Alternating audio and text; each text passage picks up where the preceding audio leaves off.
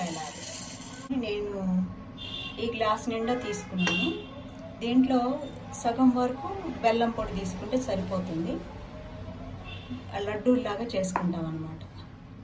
Mixie జార్లో పోసుకొని fine powder లాగా చేసుకోవాలి. ఇప్పుడు మనం స్టవ్ పైన బాండీ పెట్టి బాండీలో బెల్లం వేసుకుంటాం. మనం తీసుకున్న అరకప్పు వరకు బెల్లం,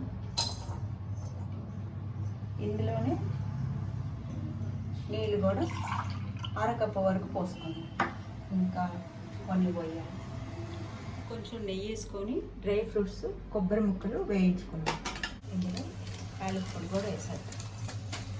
వేసేసి ఒకసారి బాగా కలిపేసి స్టవ్ ఆఫ్ చేసుకొని మనం పేలాల పిండి వేసి కలుపుకుందాం. సరిపోయినాక చిన్న పేలాల పిండి వేసుకొని చల్లారిపోయిన తర్వాత మనం లడ్డూలాగా చేసుకుందాం. కాసేపు వదిలేద్దాం. ఈ పిండి ఇలా వచ్చింది మనకు ఉండ చేసుకోవడానికి. దీనికి మనం చేతికి నెయ్యి రాసుకొని ఉండలు చేసుకొని పైన మనం ఏదైతే వేయించుకున్నామో డ్రై ఫ్రూట్స్ అవి పెట్టుకోవచ్చు. చక్కని సాంప్రదాయపు జొన్న పేలాల బెల్లంతో చేసిన సాఫ్ట్ లడ్డు ఆరోగ్యానికి ఎంతో మంచిది.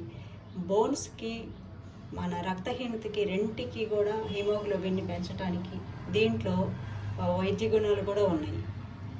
అందుకని అందరూ వీలైనంత వరకు చేసుకొని దేవుడికి ప్రసాదంగా పెట్టండి, మీరు తినండి. Thanks for watching our channel.